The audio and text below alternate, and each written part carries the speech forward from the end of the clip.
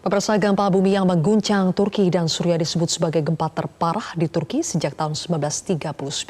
Kami akan membahasnya bersama dengan Kepala Pusat Gempa Bumi dan Tsunami BMKG, Bapak Daryono. Pak Daryono, selamat malam.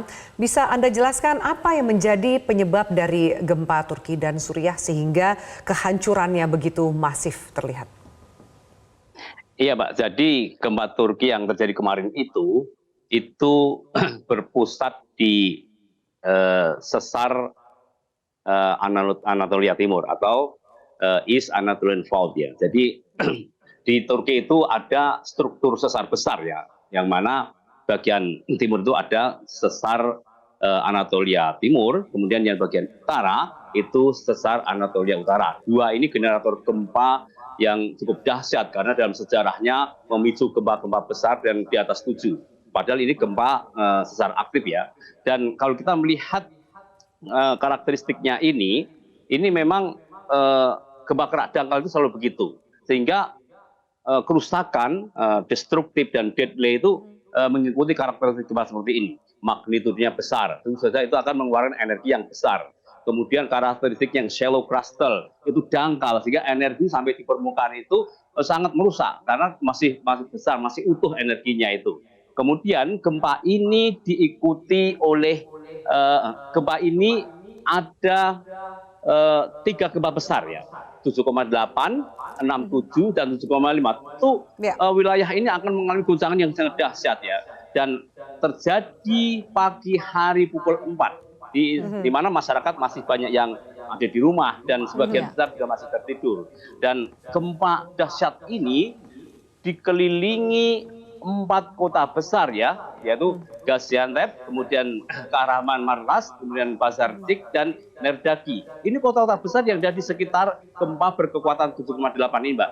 Jadi bisa dibayangkan dangkal, kemudian kekuatannya besar, terjadi pada waktu masih banyak orang tidur, dan itu berada di zona yang padat, dikelilingi oleh 4 kota besar, Mbak. Itu yang menyebabkan gempa Turki ini sangat destruktif dan sangat deadly atau mematikan.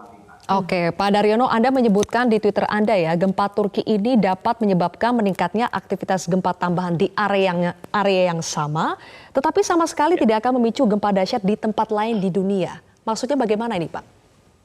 Iya, Pak. Jadi kami akan meluruskan beberapa pandangan teman-teman netizen itu bahwa mereka memiliki spekulasi bahwa gempa ini akan berdampak di tempat lain, di tempat yang jauh di seluruh dunia. Tidak. Jadi gempa yang terjadi ini hanya akan memicu peningkatan kegempaan di jalur sesar ini. Dan kita tahu bahwa di seluruh segmen sesar Anatolia Timur ini semua sudah rilis. Dan ini luar biasa sekali gempa ini karena seluruh segmen itu pecah. Dan jejak aftershock itu sangat kelihatan sekali. Dan peningkatan seismisitas hanya akan terjadi di seluruh zona sesar ini saja. Dan kita ada satu hal yang menarik, gempa ini menimbulkan fault seismicity atau memicu triggering sesar di sebelahnya yang 7,5 itu yang berada di sebelah baratnya itu bukan Anatolia Timur, tapi itu gempa yang dipicu oleh sesar di sebelahnya. Dan artinya gempa ini memang bisa memicu gempa di sesar terdekatnya yang kemarin sudah rilis 7,5 itu bukan di Anatolia Timur, tapi ada di sesar supply di sebelah baratnya. Dan hanya seperti ini. Jadi pandangan yang mengatakan bahwa ini akan merembet, kemudian akan saling pisu memicu negara, itu tidak ada. Teorinya tidak ada seperti itu, Mbak. Oke, Pak Daryono, lalu kita sempat melihat begitu banyak tayangan bangunan-bangunan yang tinggi seakan-akan runtuh dengan cepat. Apa yang bisa Anda sampaikan bagaimana masyarakat, terutama mungkin warga di sana, bisa melindungi diri mereka dari dampak gempa? Iya, sebenarnya makanya penting sekali, Mbak, di dalam merencanakan bangunan tinggi itu tentu saja harus mengacu building code ya. Jadi bangunan tinggi yang dibangun itu maksudnya mengacu pada building code itu harus mengacu kepada magnitudo maksimum yang mungkin terjadi di sumber gempa terdekatnya.